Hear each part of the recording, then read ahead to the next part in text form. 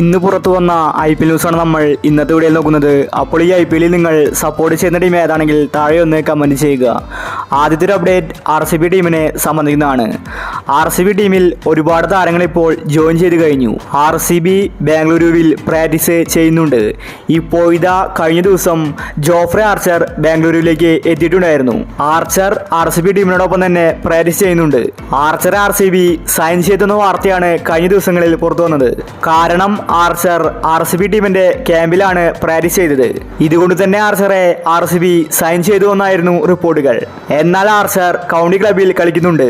അതിന്റെ പ്രാക്ടീസിന് വേണ്ടി വന്നതാണെന്നാണ് report. Archer RCBയിൽ വരണമെന്ന് RCB ഫാൻസ് ആഗ്രഹിക്കുന്നുണ്ട്.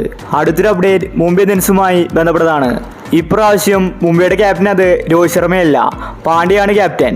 എങ്കിലും ആരാധകരുടെ സപ്പോർട്ട് അത് രോഹിത്തിനാണ്. രോഹിത് മുംബൈ ടീമിൽ കളിക്കുന്നത് കാണാനാണ് ആരാധകർ കാത്തിരുന്നത്. എന്നാൽ കഴിഞ്ഞ ദിവസമാണ് രോഹിത് ശർമ്മയ്ക്ക് ഇഞ്ചുറി ഉണ്ടെന്ന റിപ്പോർട്ട് പുറത്തു വന്നത്. രോഹിത് ശർമ്മ IPL കളിക്കുന്ന തരത്തിലുള്ള വാർത്തകൾ പുറത്തു വന്നിട്ടുണ്ടായിരുന്നു. ഇംഗ്ലണ്ട് ടെസ്റ്റ് ഇപ്പോഴാണ് അവസാനിച്ചത്. ടെസ്റ്റിന്റെ ലാസ്റ്റ് ദിവസമാണ് രോഹിത് ശർമ്മയ്ക്ക് പരിക്കേറ്റത്. എന്നാൽ ഇപ്പോൾ പുറത്തു വരുന്ന വാർത്ത രോഹിത് ശർമ്മയ്ക്ക് ഇഞ്ചുറി ഉണ്ട്. പക്ഷെ താരം ഇപ്പോൾ പൂർണ്ണമായും ഫിറ്റാണ്. ആദ്യ മത്സരം തന്നെ രോഹിത് ശർമ്മ കളിക്കുമെന്ന റിപ്പോർട്ടാണ് പുറത്തു വന്നത്. അടുത്തൊരു അപ്ഡേറ്റ് ചെന്നൈ ടീമിനെ സംബന്ധിക്കുന്നതാണ്. ഇത് ധോണിയുടെ അവസാന IPL എന്നാണ് പറയപ്പെടുന്നത്.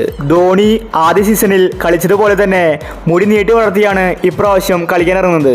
ഇതുകൊണ്ട് തന്നെ ധോണിയുടെ അവസാന IPL ആണെന്നാണ് ഒരുവിധം റിപ്പോർട്ട്. ധോണിക്ക് ശേഷം CSK ടീമിന് ഒരു പുതിയ ക്യാപ്റ്റനെ ആവശ്യമാണ്. ഇപ്രാവശ്യം ക്യാപ്റ്റൻസി മാറുമോ എന്നാണ് ആരാധകർ ഉറ്റുനോക്കുന്നത്. ഇപ്പോൾ ഇതാ CSK CEO വലിയ പ്രഖ്യാപനമാണ് നടത്തിയിരിക്കുന്നത്. ഇപ്രാവശ്യം ക്യാപ്റ്റൻസി മാറുമെന്ന് തന്നെയാണ് റിപ്പോർട്ട്. CSK CEO ആണ് ഇപ്പോൾ ഇക്കാര്യം വെളിപ്പെടുത്തിയത്. പുതിയ ക്യാപ്റ്റനെ കോച്ചായ സ്റ്റീഫൻ ഫ്ലെമിങ്ങും അതുപോലെ ക്യാപ്റ്റൻ MS ധോണിയുമാണ് പ്രഖ്യാപിക്കാൻ പോകുന്നത്. അവരായിരിക്കും ഇത് തീരുമാനിക്കുക എന്നാണ് CSK CEO പറഞ്ഞിരിക്കുന്നത്.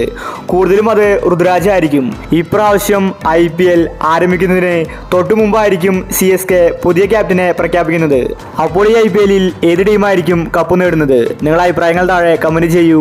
ഇത്തരം IPL ന്യൂസിന് വേണ്ടി ഈ ചാനൽ മറക്കാതെ സബ്സ്ക്രൈബ് ചെയ്യൂ.